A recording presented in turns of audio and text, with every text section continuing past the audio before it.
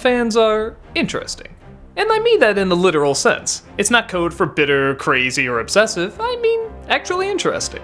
When the first Spider-Man movie came out, people went crazy. This is it! This is Spider-Man on the big screen! They totally got it right! And then, when the second reboot came out, everyone said, oh yeah, that old Spider-Man crap, that's history! This is the one that gets it right! This is the one that finally nailed it! And now we're on the third reboot, Spider-Man Homecoming. And, yep, this is the one that gets it right! The others were crap, this is the one that totally nails it. Awesome, so we finally get Spider-Man as an actual man? Oh, no, he's still a boy again. Okay, the others did that. I guess it'll be nice to see him hook up with Mary Jane again. Oh, she's not even revealed as Mary Jane until the end. But at least she's that confident Spitfire or really cynical hates everything girl now. Well, his relationship with aging Aunt May must... Whoa, that's different. Well, it'll be fun seeing him work as a photographer for the Daily Bugle. That's not in this either. Well, at least he still has issues battling bullies who are kind of bigger geeks than him. Well, you know what? As long as they get the core, the whole reason for him being Spider-Man, the death of his Uncle Ben, not even mentioned. I'm not even sure if Uncle Ben exists in this universe. Wow, that's kind of like taking away Batman's parents. It's honestly the reason he is who he is. But this is the Spider-Man we've all been waiting for? I mean, just look at that poster. Isn't that exactly how we want to see the best version of Spider-Man? Okay, before you bring down that anvil of hate on me, keep in mind, I think this is a good movie.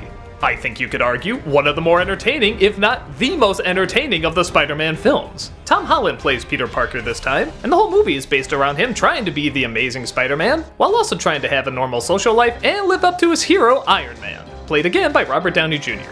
But of course there's trouble on the horizon as an evil villain called the Vulture, played by another Birdman, Michael Keaton, is trying to get revenge for his job and life being ruined. Add a lot of comedy, twists and turns, and some really fun performances, and you get a very funny, very enjoyable Marvel movie. Yeah, that's kind of the big difference between this Spider-Man movie and the others. The others were Spider-Man films that just happened to be Marvel. This is a Marvel film that just happens to be Spider-Man. Spider-Man, don't get me wrong, is supposed to be funny and at times lighthearted, but it's also supposed to be big. There's a reason he's one of the most famous superheroes there is. It isn't just the powers, it's the story, it's the character, it's the conflict. And that's dabbled with here, but there's nothing really that grand or epic about it. The other Spider-Mans, for all their problems, were big movies. This, I think, is kind of on the level of Ant-Man. I love Ant-Man. But Ant-Man isn't Spider-Man. Spider-Man is Spider-Man. And when I think Spider-Man, I think of him walking home after letting his uncle down, his head hanging low, thinking about with great power comes great responsibility. What I got out of this was, I really want to make Tony Stark happy. Nailed it?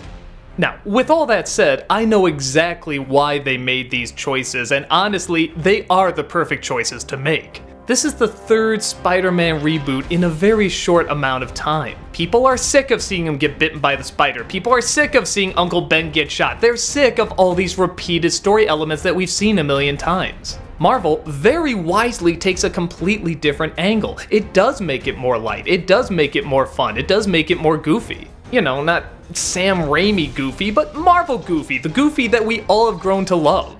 From a business standpoint and an entertainment standpoint, this makes total sense to do. You can't do another big Spider-Man, not right now anyway. You need something smaller, you need something cuter, you need something lighter. They had to deal with the limitations of the audience's knowledge, which is they've already seen 2 Spider-Man series, and more are apparently on the way. So yeah, the changes to this movie are actually very clever. I'll even go as far to say needed to be done. I like that they focus a lot on the high schoolers and the New Yorkers and their overall goofy attitude. Keaton is hands down my favorite Spider-Man villain, both being kind of funny but legitimately creepy at the same time. And the action, while not as epic as the other films, is still a lot of fun and very smart. I just don't get why everyone says this is their big epic Spider-Man movie. Be really honest, if you knew nothing about Spider-Man and you just went into this film completely blind, would you say this is one of the great superhero movies? Would you say that was huge, epic, I can see this lasting for years and years? I honestly can, but at the same time, compared to the other Spider-Man movies, there's kind of fewer flaws. The Sam Raimi films, you can make fun of how goofy and over the top and awkward they are. The web films, you can argue how overly complicated they are. Comparatively, this has the least problems, and I think that's why so many people do see it as the best Spider-Man film. But because I do see Spider-Man as a very big and even very important character, I really feel that size and importance isn't represented here. My hope honestly is with future movies they kinda work backwards. Maybe they can show in flashbacks Uncle Ben and something that happened to him, or maybe go more into why Spider-Man does what he does and him growing up and becoming an actual man.